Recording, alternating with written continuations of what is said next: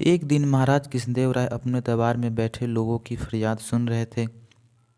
उनके पास उस दिन एक विचित्र समस्या लेकर एक फरियादी आया।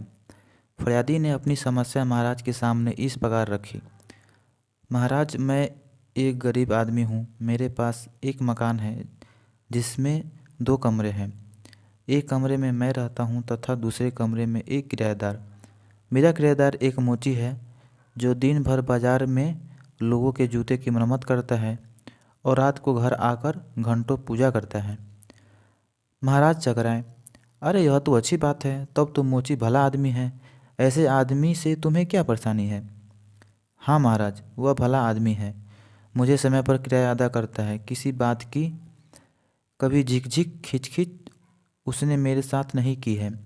रोज़ सुबह जगकर स्नान ध्यान करने के बाद ही वह अपने काम के लिए निकलता है। फरियादी ने कहा, तो फिर क्या परेशानी है? महाराज ने पूछा। महाराज, शाम को जब मोची पूजा करता है तब वह हाथ में ढोलक लेकर उसे पीटता है, जोर जोर से भजन गाता है। उसके भजन गाने से मुझे कोई शिकायत नहीं है। शिकायत है उसकी ढोल से, जिसकी धमक से मैं घंटों परेशान रहता हूँ और सो नहीं पाता। फरियादी ने पूछा। महाराज को फरियादी की वास्तविक परेशानी का अनुमान लग गया। थोड़ी देर मौन रहने के बाद उसने तेनालीराम से पूछा, क्यों तेनालीराम, इस फरियादी का दुख दर्द दूर करने का कोई एकमात्र उपाय है तुम्हारे पास कि इसका कमरा खाली करा दिया जाए? नहीं महाराज, तेनालीराम ने कहा, इस तरह के समाधान से तो मोची ही नहीं, फरियादी भी परेशानी में हो जाएगा। वह कैसे? महाराज ने पूछा। महाराज, फरियादी ने साफ साफ कहा कि वह गरीब आदमी है। 2 कमरे के मकान में एक कमरा किराए पर देने से एक बात साफ हो जाती है कि उसे पैसों की ज़रूरत है। तभी वह एक कमरा किराए पर देने के लिए विवश हुआ था। हाँ, तुम ठीक कह रहे हो। फिर क्या समाधान है? महाराज ने पूछा।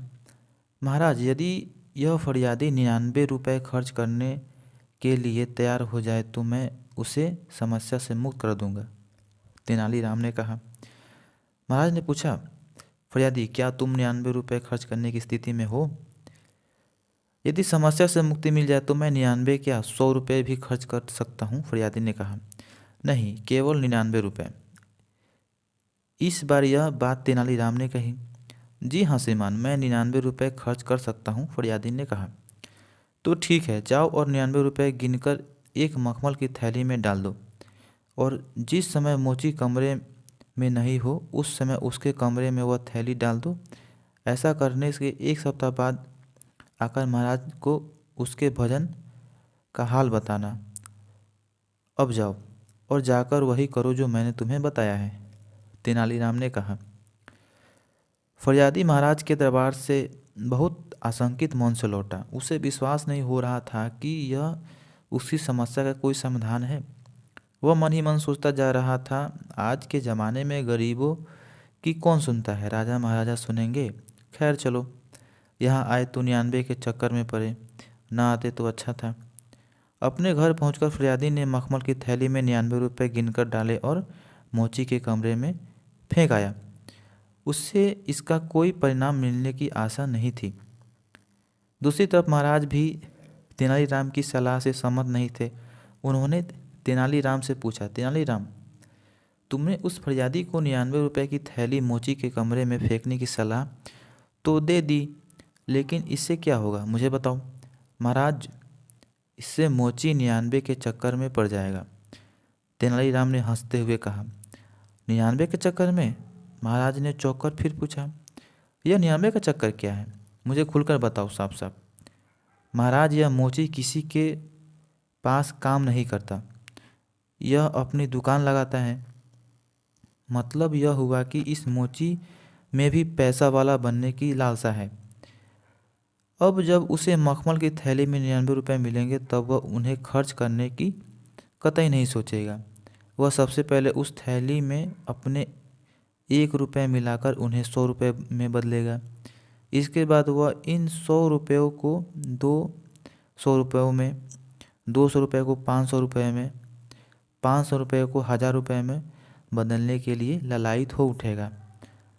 महाराज, अब मोची को 99 के चक्कर से मुक्ति नहीं मिलने वाली, तेनालीराम ने विश्वासपूर्वक कहा।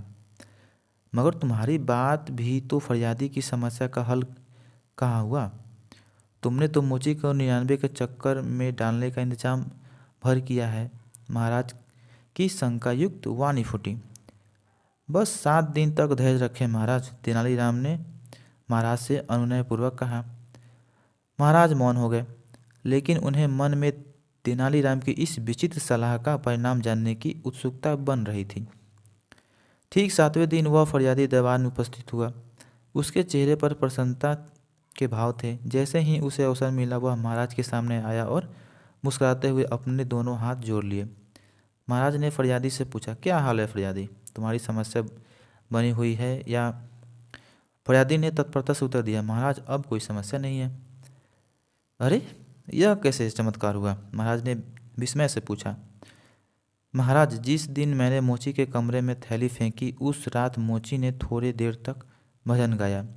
उसके दूसरे दिन भी थोड़ी देर तक भजन गाया, लेकिन उसके बाद वह रोज रात को जूते गांठने के काम में लगा रहा। बाजार से लौटने के बाद भगवान के सामने दीप जलाकर प्रणाम करता और अपने काम में लग जाता है। महाराज, मुझे अब उससे कोई शिकायत नहीं है। मैं रोज रात को चैन की नींद सोता हूँ। महाराज ने देखा तेनालीराम मंद मंद मुस्कुरा रहा था।